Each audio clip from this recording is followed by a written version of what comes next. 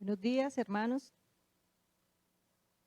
Gran privilegio poder estar nuevamente aquí frente a ustedes en nuestra iglesia, compartiendo el mensaje de la palabra. Después de 1 año y pico que llegamos a misión en Francia, y pues allá en Francia ustedes de pronto han escuchado que sí tuvimos allá también la oportunidad, el privilegio de compartir la palabra, pero era más difícil porque era en francés.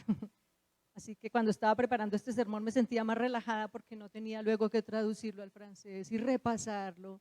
Invitábamos amigos franceses que nos escucharan para la pronunciación, entonces es mucho más fácil así. Hoy vamos a compartir un tema, o vamos a hablar de un tema que se llama nuestra actitud frente a la vida. Nuestra actitud frente a la vida. Vamos a estar tocando un pasaje en 2 de Corintios, pero ahorita lo vamos a leer. Y quiero que hablemos para empezar en esta mañana, quiero que hablemos un poquito de nuestra realidad, nuestra dura y cruel realidad.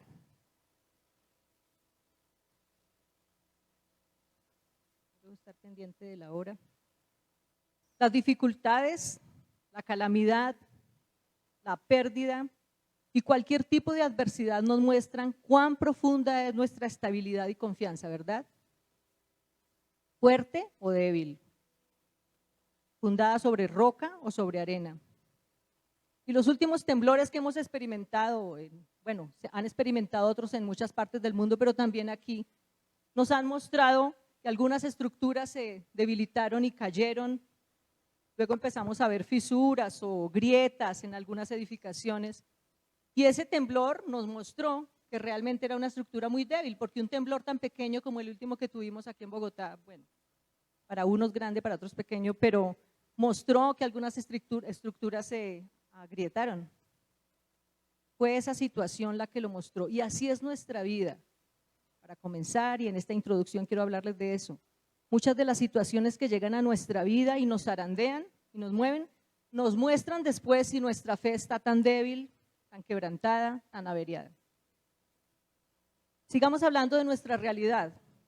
La inflación, las alarmas de cáncer y otras enfermedades terminales, el desempleo, la contaminación, la delincuencia, el suicidio, la violencia intrafamiliar, los divorcios, los abusos, las guerras y sobre todo la indiferencia de los seres humanos ante esta realidad. Pero ¿cuál es nuestra actitud frente a todo esto? En la mayoría de los casos es la queja, la decepción, el cansancio, el temor y estar a la defensiva.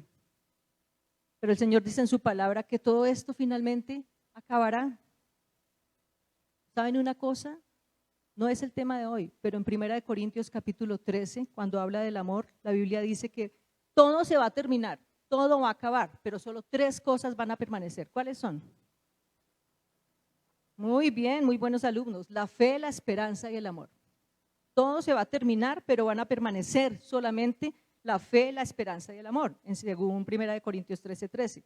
Dice, las profecías se acabarán, la ciencia se acabará, los dones se acabarán, todo se acabará, pero nosotros vamos a llegar a la meta si perseveramos. Y también dice Corintios que por ahora vemos todo borroso, como en un espejo. Cuando un espejo está empañado y borroso, pues uno no puede ver bien. Y eso es lo que está pasando en este tiempo. Todo el mal que estamos viviendo no nos deja ver las promesas de Dios. Ver todo el tiempo ese espejo borroso, no podemos ver las promesas que Dios nos ha hecho. Hermanos, la Biblia también dice que el mundo pasará y sus deseos. El mundo va a pasar, sus deseos, y solo permanece ¿quién? El que hace la voluntad de Dios permanece para siempre. Todo es temporal, pero lo triste es que la mayoría de gente vive creyendo que vivirán eternamente y para siempre en este mundo. Estamos tan engañados cuando solamente buscamos en construir, en hacer, en proyectarnos, en demorarnos para perdonar, demorarnos para arreglar la situación en nuestro matrimonio, demorarnos para arreglar nuestra vida, como si tuviéramos toda una vida por delante. Todo se va a acabar. Aquí estamos solo de paso. Debemos considerar la vida como un desafío en vez de una amenaza. Debemos considerar la vida como un desafío y no como una amenaza. Y nosotros somos quienes elegimos qué actitud tomar frente a la vida. Una vez yo compartí aquí en este púlpito que nosotros decidimos si queremos ser víctimas o sobrevivientes. La víctima siempre se estará lamentando de su pasado, de lo que está pasando, de la situación actual, que la inflación, que la inseguridad, que los problemas, que lo que me sucedió a mí, siempre se estará lamentando de lo que pasó o lo que no pudo lograr. Pero el sobreviviente dice, tengo otra oportunidad, me pasó esto, sucedió esto en mi vida, la embarré aquí, allá, pero tengo otra oportunidad porque aún tengo vida, voy a continuar. El sobreviviente busca maneras de transmitirle a otro, vivir con ánimo, se esfuerza, sigue luchando. Siempre está buscando en cada día una nueva oportunidad. La vida realmente es un 10% lo que nos sucede y un 90% la manera en que respondemos a ello. Vivimos en una sociedad respondona, peleona, vengativa, lista para defenderse ante cualquier confrontación, con un estilo de desafío, violencia, desquite, pagar con la misma moneda. Y no es nada nuevo para ustedes, iglesia, decir que todo esto es contrario a lo que la Biblia nos enseña. ¿Qué actitud entonces vamos a elegir? ¿Nos vamos a dejar llevar por la corriente del mundo? Como todos los demás lo hacen, pues yo también. Pues como la cosa está tan difícil, pues entonces yo también me pongo difícil y me pongo duro y no me voy a dejar de nadie. Solo vivimos últimamente para reclamar derechos. Los derechos de los niños, pero no estoy hablando del derecho que tiene el niño a ser respetado y guardado, no. Ahora salió un derecho para los niños de no dejarse poner normas por sus padres.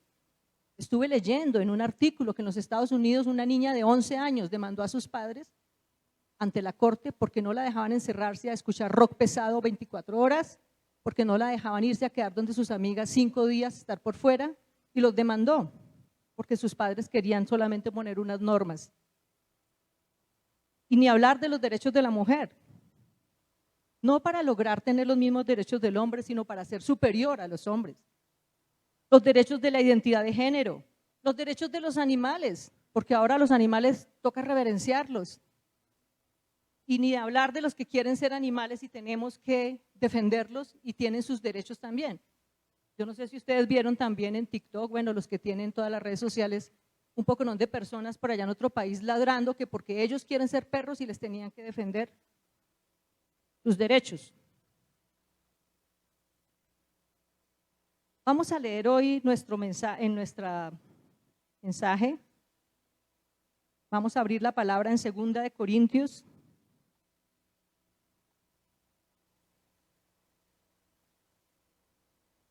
Capítulo 4.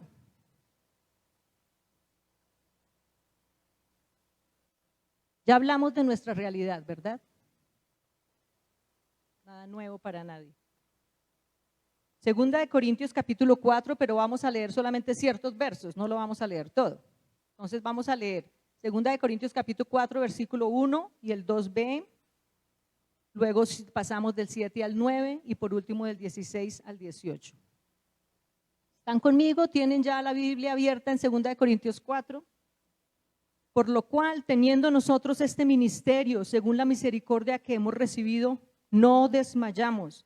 Antes bien, renunciamos al oculto y vergonzoso, no andando con astucia, ni adulterando la palabra de Dios. Versículo 7, pasemos al 7. Pero tenemos este tesoro en vasos de barro, para que la excelencia del poder sea de Dios y no de nosotros, que estamos atribulados en todo, mas no angustiados, en apuros, mas no desesperados, perseguidos, mas no desamparados, derribados, pero no destruidos. Versículo 16. Por tanto, no desmayamos, por segunda vez, no desmayamos. Antes, aunque nuestro hombre exterior se va desgastando, el interior no obstante se renueva de día en día. Porque esta leve tribulación momentánea produce en nosotros un cada vez más excelente y eterno peso de gloria, no mirando nosotros las cosas que se ven, sino las que no se ven, pues las cosas que se ven son temporales, pero las que no se ven son eternas.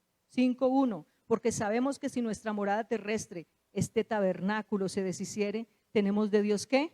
Un edificio, una casa no hecha de manos, eterna en los cielos.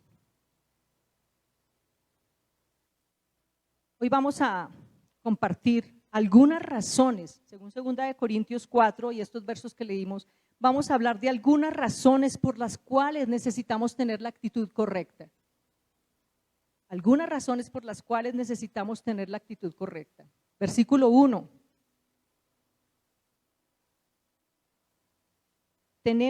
Teniendo nosotros este ministerio.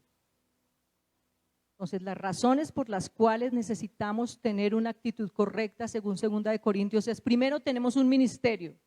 Segundo, tenemos un tesoro, versículo 7, tenemos un tesoro. Y tercero, tenemos una esperanza, como lo dice en el versículo 16 y 17, 16 al 18. Gracias. Entonces, ¿cuáles son las razones por las cuales debemos tener la actitud correcta ante este mundo caótico? Tenemos un ministerio, tenemos un tesoro y tenemos una esperanza. Vamos a analizar cada uno de ellos. ¿Qué es un ministerio? Ministerio de Relaciones Exteriores, Ministerio de Justicia. ¿De qué nos está hablando Pablo aquí? Una tarea, una responsabilidad. Y ese ministerio y esa responsabilidad y esa tarea cumple con la primera columna de la que hablamos ahorita. ¿Qué es una de las cosas que va a permanecer? La fe. Tenemos un ministerio y es compartir la fe, que es la única que va a permanecer. Pablo viene hablando desde el capítulo 3 de este ministerio. Es el ministerio del Espíritu. Miremos por un momento el versículo 8 del capítulo 3. Ustedes lo tienen ahí al ladito. Versículo 8, capítulo 3. ¿Cómo no será más bien con gloria el ministerio del Espíritu? Es un ministerio no de ley, es el ministerio de la justificación por la fe, es el ministerio del nuevo pacto, ya no el de la ley. Es un ministerio que transforma, es un ministerio que libera a la gente. Versículo 17. ¿Dónde estoy? Versículo 17 del capítulo 3. Porque el Señor es espíritu y donde está el espíritu del Señor, allí hay libertad. ¿Necesitan las personas de hoy en día ser libres? Tenemos nosotros el ministerio del Espíritu que transforma y que libera y tenemos que transmitirlo. Es el ministerio de la fe. Y por eso, hermanos, como el mundo necesita esto, por eso nosotros no podemos desmayar, como dice el versículo 1. Teniendo esta tarea, teniendo este gran ministerio, no desmayamos. La frase aquí en el verso 1, no desmayamos, es según Lutero, no nos cansemos. No podemos cansarnos. No podemos. Gálatas capítulo 6, versículo 9, no lo busquen, pero dice que no nos cansemos de hacer el bien porque a su tiempo segaremos si no desmayamos, si no desmayamos. Pero ¿qué es lo que pasa? La iglesia ha cesado de compartir el evangelio porque está cansada. Tiene temor al rechazo, tiene vergüenza del mal testimonio que se ha dado. Usted ya no quiere compartir porque al que le comparte le dice, ay, a mí no me hable de esos cristianos que son espantosos. Entonces la iglesia está cansada y tiene miedo a compartir el evangelio, a hablar de esa fe por el mal testimonio, porque tenemos vergüenza. Pero Pablo nos insta aquí a no desmayemos. Otra interpretación para no desmayamos es no ser negligentes.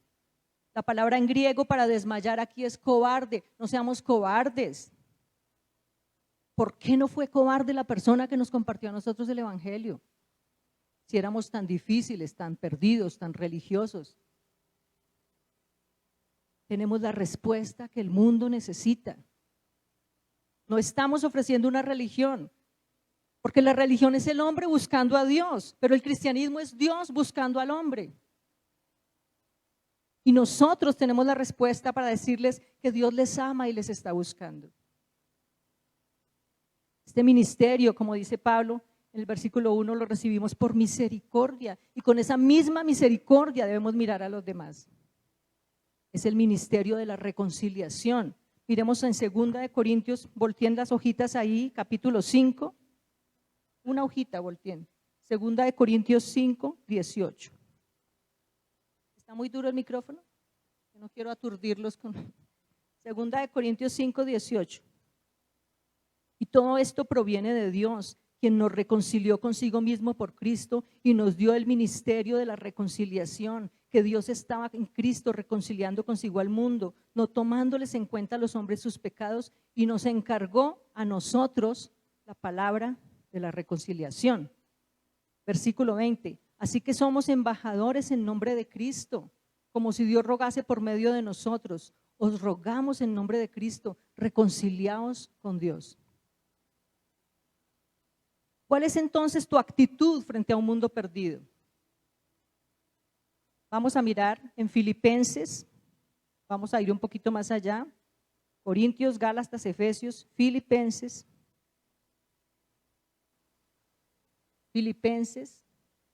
capítulo 3.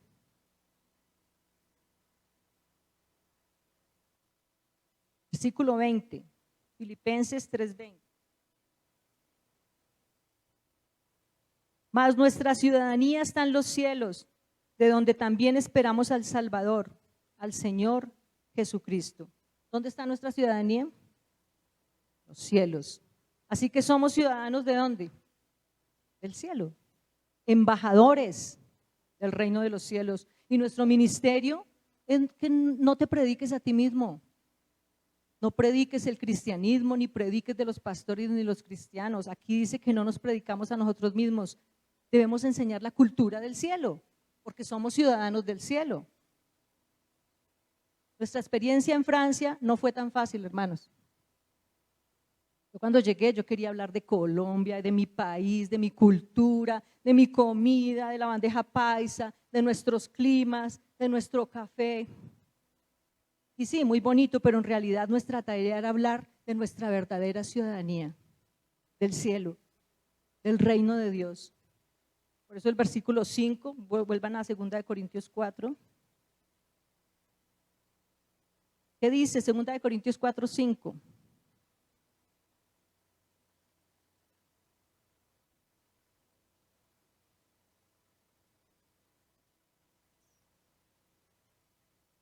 Por amor de Jesús. No nos predicamos a nosotros mismos, gracias Amandita, no nos predicamos a nosotros mismos, sino a Jesucristo. Somos embajadores y necesitamos predicar del reino de los cielos. Debemos ser auténticos al hablar de lo nuestro. Algunos que están por fuera, porque hay mucho colombiano allá en Francia, y nosotros vivíamos en un lugar que se llama Grenoble y había mucho colombiano, pero nadie quiere decir que es colombiano. Les daba vergüenza, porque aparte de todo en Francia, todo el mundo se ve la serie de Pablo Escobar, El patrón del mal. Eso es la serie preferida para los franceses y eso es lo que están vendiendo como Colombia. Entonces para ellos Colombia, había unos que eran más atrevidos y nos decía colombiano, nos hacían así. Entonces uno se sentía como un drogadicto, como… Eso es lo que se vende de Colombia. Entonces muchos colombianos prefieren no decir que son colombianos porque les da vergüenza. Pero yo decía, no, ¿por qué? Somos unos pequeños colombianos que estamos aquí, pero vamos a mostrar que somos diferentes, vamos a ser auténticos, vamos a mostrar una Colombia de personas cumplidas, de personas auténticas, con muchos errores y debilidades, pero auténticos. Y lo mismo pasa, hermanos, con el cristianismo, con los cristianos. Nos avergonzamos. No queremos decir que somos cristianos. La mayoría que tienen trabajos, nadie se entera de que es cristiano. Porque nos da vergüenza, porque todo el mundo tiene el cristianismo en lo más bajo. Entonces no queremos decir, y debería ser diferente, deberíamos decir, pues sí, muchísimos han cometido muchos errores, pero aquí estoy para mostrar un Cristo verdadero, aquí estoy para decir que soy un creyente auténtico, con miles de errores, pero un creyente auténtico que habla de Jesús como el Señor y Salvador. Versículo 2, renunciamos a lo oculto y vergonzoso, no andando con astucia ni adulterando la palabra de Dios. La palabra griega para adulterar aquí es diluir, acomodar. Y esto es lo que la iglesia ha venido haciendo, con tristeza lo puedo decir, esto es lo que la iglesia ha venido haciendo. Adulterar, diluir, acomodar, se ha cambiado la verdad de Dios por la mentira, como dice Romanos 1, 24 y 25, cambiaron la verdad de Dios por la mentira, dando culto a los hombres más que a su creador. Llamamos a lo malo bueno, a lo bueno malo, a lo malo no tan malo, y nos la pasamos acomodando como sea la palabra de Dios para justificar nuestras acciones. Entonces todo se ha ido normalizando, olvidando lo que realmente desagrada a Dios. Entonces podemos ver hoy en día una iglesia que miente con una facilidad tan increíble. Pues es que me tocó porque era necesario hacer este papel falso, me tocó decir esta mentirita. Yo no sé dónde sacan mentiras piadosas porque la Biblia dice no mintamos y hay miles de versículos que hablan contra la mentira. Las contiendas se volvieron normales, los rencores, la venganza, las palabras deshonestas, la infidelidad y todo lo tratamos de justificar. Acomodando y andando con astucia, trabajando con astucia, como dice aquí, adulterando la palabra de Dios. ¿Qué actitud entonces debemos tomar frente a esta tarea, a este ministerio? Debe prevalecer la fe, compartir esa fe porque es lo único que va a permanecer. Segunda razón por la cual nosotros debemos continuar y no desmayar. Tenemos un tesoro, versículos 7 al 9 de 2 de Corintios 4. Tenemos un tesoro en vasos de barro para que la excelencia del poder sea de Dios, no de nosotros. Hermanos, somos vasos de barro vulnerables. Nosotros somos esos vasos de barro, expuestos a toda clase de luchas, de tentaciones, de situaciones. Pero lo que los sentidos consideran pesado, largo, doloroso y tedioso, la fe lo percibe corto, momentáneo y con propósito. Escuchen nuevamente, lo que los sentidos consideran pesado, largo, doloroso y tedioso, la fe lo percibe corto, momentáneo, con propósito. Los utensilios de barro eran de uso muy común en el mundo antiguo, pero débiles, quebradizos, frágiles.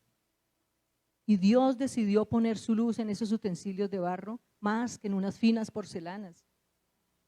Somos esos utensilios, pero cada uno decide qué utensilio quiere ser, porque también esos utensilios de barro se utilizan más para decorar. Si usted quiere ser simplemente un utensilio decorativo, pues parquéese ahí, no comparta nunca el evangelio, no haga nada, no siga adelante, no trate de madurar en su vida, sea un utensilio decorativo. Pero el Señor a esos vasos de barro nos los puso como decorativos, nos dio una tarea, puso un tesoro dentro de nosotros. ¿Cómo se llama ese tesoro? El amor de Cristo. El amor es el tesoro que está en este vaso de barro frágil y quebradizo. Es la segunda cosa que va a permanecer. Ya hablamos de la fe, aquí estamos hablando del amor. El amor es ese tesoro que nosotros debemos transmitir. Es a Cristo, es su amor a quien debemos mostrar. Es mostrar a Jesús en mí donde estoy, por donde ando, en lo que hago. Más que hablar, es reflejar a Jesús en mis acciones. Miremos el capítulo 3 de 2 de Corintios, versículos 2 y 3.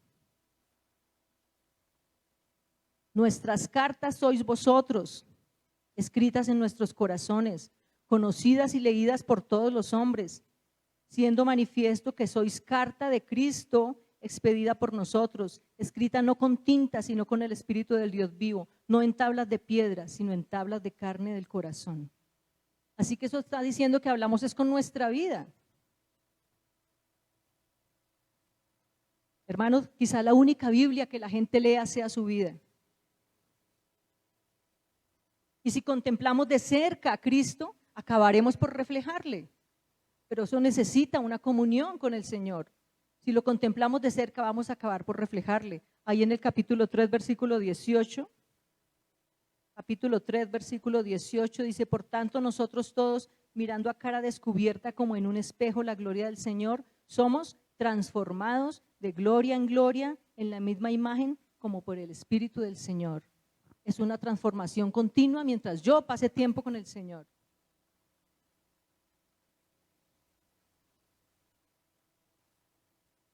Son muchas las luchas, los conflictos, las tentaciones. Por eso Pablo dice que vivimos atribulados, en apuros, perseguidos, derribados. ¿Es verdad? ¿Sí? Pero en medio de todas estas luchas, tentaciones, problemas, conflictos, hay una palabra aquí que marca la diferencia. Estamos en el versículo 7 del capítulo 4. Versículo 8, perdón. Atribulados en todo, pero hay una palabra que marca la diferencia. ¿Cuál es? Más o pero. Estamos atribulados, pero no angustiados. En apuros, mas no desesperados. No destruidos, no angustiados, porque el tesoro que llevamos dentro, el amor de Jesús, marca una diferencia. Él nos ayuda a seguir, Él nos consuela, Él nos da fuerzas, Él nos da la victoria. Él nos sostiene para no decaer. Pero otra vez, depende de qué actitud tenemos frente a la adversidad y cuánto creemos que Él está con nosotros atravesando cualquier circunstancia. Es el mismo Jesús que estuvo en la barca con sus discípulos en medio de una terrible tormenta, donde la barca se estaba hundiendo. Es el mismo Jesús que va delante de nosotros como el buen pastor y no nos va a abandonar. Es el mismo Jesús que le extendió la mano a Pedro y le dijo, camina sobre las aguas, que mírame a mí, que yo te sostendré. Ese mismo Jesús está con nosotros, va delante de nosotros. Vamos a 2 de Corintios capítulo 6, ahí mismo en el capítulo 6.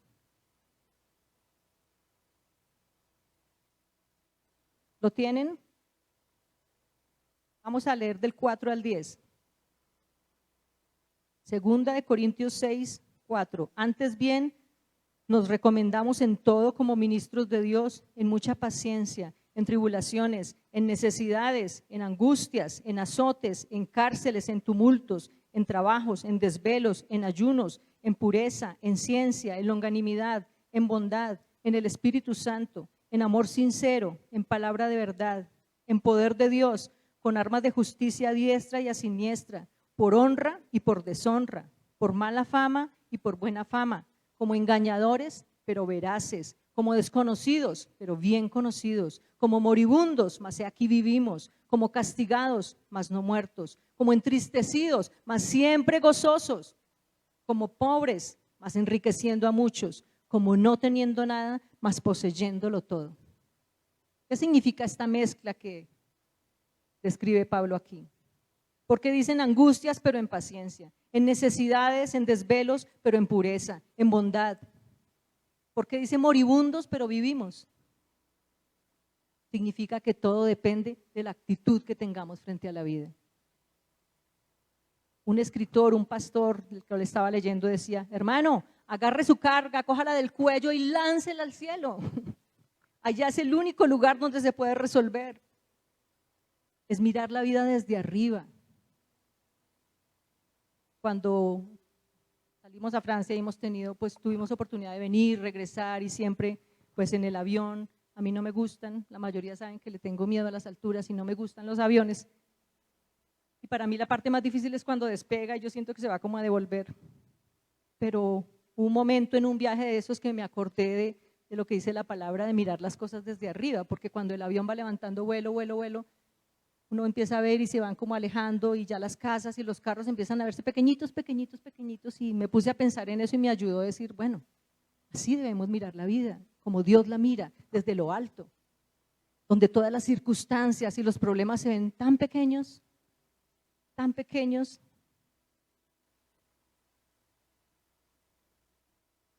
Debo mirar las circunstancias como Dios las ve, pequeñas. Cuando dice abatidos pero no destruidos, es como el luchador que cae a la lona después de varios golpes, pero se vuelve a levantar. Ustedes han tenido la oportunidad de ver, no nos gusta, pero en algún momento han visto esas peleas, ¿cómo se llama? Lucha libre, el boxeo.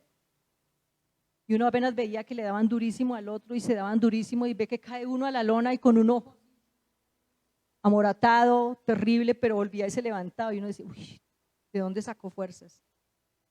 Yo quiero preguntarte hoy, ¿cuántos golpes te ha dado la vida? ¿Cuántos moretones? ¿Cuántas heridas?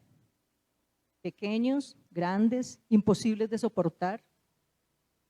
¿Te han dejado moretones? ¿Canas, heridas? Escuchen esto.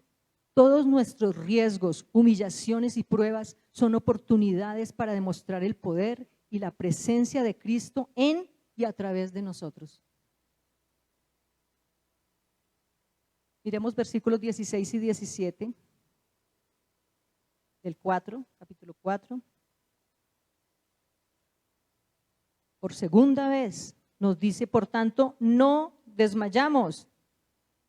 Antes, aunque nuestro hombre exterior se va desgastando, lleno de moretones, lleno de heridas, sin fuerzas, el interior se va renovando día a día, porque esta leve tribulación momentánea produce en nosotros un cada vez más excelente y eterno peso de gloria.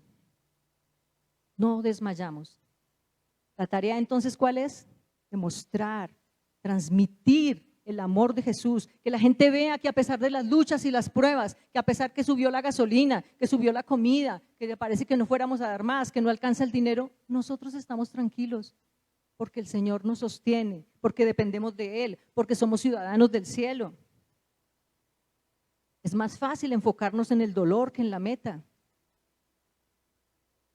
Y estuve leyendo Cantares capítulo 2, y cuando dice, yo soy la rosa de Sarón, el lirio de los valles, me puse a buscar como el significado verdadero de que es un valle. Y el Señor me habló de que Él era el lirio, bueno, lo leí ahí en su palabra, él es el lirio de los valles. Los valles es un terreno llano, de nivel más bajo que el que lo rodea, está bien abajo, casi no se ve, delimitado y rodeado por muchas montañas.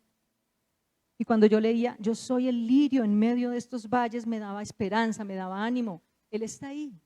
No hay nada, pero está el Señor. Como un lirio levantado en medio de la nada. Él es el que nos sostiene. Simplemente debemos creer que Él está ahí. Él es nuestro refugio. Entonces, ¿dónde vamos? Repaso. Tenemos un ministerio que es ¿qué? Compartir la fe, que es una de las pilares que va a permanecer. Segundo, tenemos un tesoro, que es el amor, que es otro de los pilares que va a permanecer, el amor de Jesús transmitido a otros. Y tercero, tenemos una esperanza, una meta. 4:18, segunda de Corintios 4:18. No mirando nosotros las cosas que se ven, sino las que no se ven. Pues las cosas que se ven son temporales, pero las que no se ven son eternas.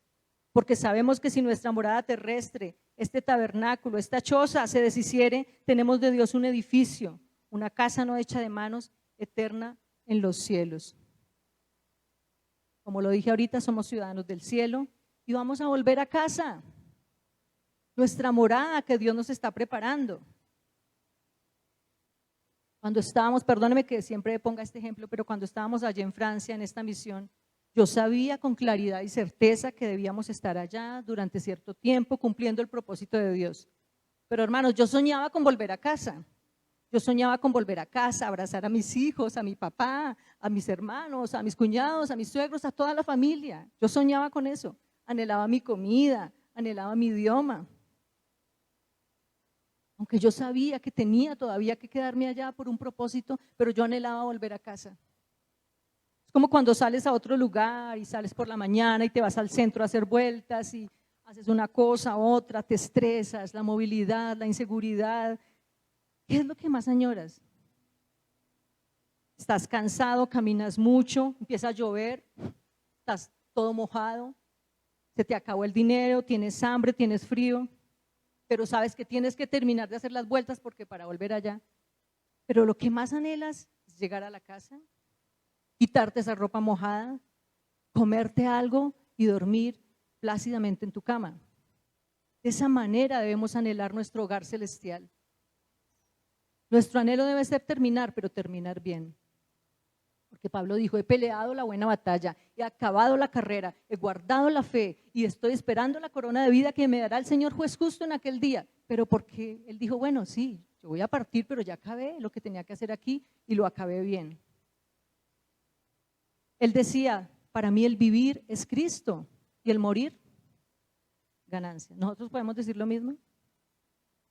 Siendo sincera, yo no, a veces me da miedo, digo, ay, morir. Cuando vemos que alguien está muriendo, ay, no, terrible, pobrecito, así sea un creyente, a nosotros no nos prepararon para enfrentar la muerte.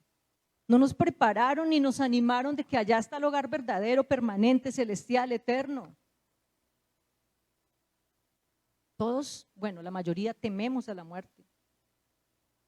Nuestra actitud es no mirar las circunstancias o situación caótica que nos rodea, porque nos vamos a hundir como Pedro allá en las aguas. Mientras miró al Señor se sostuvo sobre el agua, pero cuando empezó a mirar las aguas turbulentas empezó a hundirse. Entonces por eso Hebreos dice, puestos los ojos en Jesús. No olvidemos que todo esto es temporal y se va a acabar. Quiero desanimarlos en esta mañana. Tu buena fama, tu belleza, tu inteligencia, tus títulos, tus avances, tus logros, tus posesiones, tu dinero, tus casas, tus fincas, tu sabiduría van a pasar. Se van a acabar. Y algo también que se va a acabar, tu familia, tu trabajo, lo que amas, lo que te gusta, todo va a pasar. Así que aprovéchalo hoy, porque mañana ya no puede estar. Disfrútalo hoy, de la mano del Señor, obviamente. Y así como todo esto pasa, el dolor también pasa. Las pruebas pasan, los momentos difíciles pasan. Otra experiencia, ya la última, tranquilos. También en el avión. Es que los aviones me enseñan mucho. Hubo un momento que veníamos de visita a Colombia y yo estaba ahí anhelando llegar, anhelando, Dios mío, ¿por qué esto está tan demorado? Porque es un viaje muy largo. Yo no sé por qué un momento el avión se metió como en una nube negra, porque yo venía mirando y siempre decían, ya vamos a llegar, ya vamos, y nada, y nada. Y de un momento se entró a una nube negra y yo no veía absolutamente nada. Hermanos, fue el momento más angustiante porque por mi mente pasaban, ¿será que el piloto sí está viendo? De pronto nos estrellamos, todo está negro, no veo nada, y esa incertidumbre fue para mí angustiante. Para mí fueron no minutos, horas, porque yo veía que daba y avanzaba, pero no salía y yo no veía nada, solamente se veía tinieblas. Yo, Dios mío, ayúdame, Señor, que no pase nada. Para mí fue muy angustiante. Y lo comparto porque este mundo negro, difícil y oscuro no nos deja ver con claridad. Produce incertidumbre, duda. Por eso necesitamos vivir por fe. Muchos nos preguntamos, bueno, ¿y qué va a pasar conmigo en el futuro? ¿Me casaré o no me casaré? ¿Tendré hijos o finalmente no? ¿Será que voy a prosperar en mi negocio o no? ¿Será que mañana hay otra pandemia, como me compartió estos días una señora? Dijo, viene otra pandemia peor y no sé qué. ¿O algo más difícil? ¿Qué será de nosotros en nuestro futuro, mañana? ¿A dónde vamos a llegar? Dicen muchos. No, con esta situación, ¿a dónde vamos a llegar? Ahora, ¿quién va a quedar de alcalde? Si queda este o aquel, ¿a dónde iremos a llegar? Hermanos, esto es por fe y no por vista. Miren 2 Corintios 5, 6 y 7.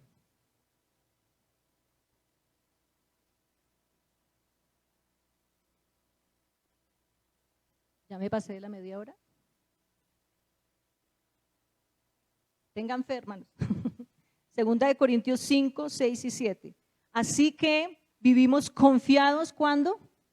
Siempre, sabiendo que entre tanto que estamos en el cuerpo estamos ausentes del Señor, porque por fe andamos, no por vista.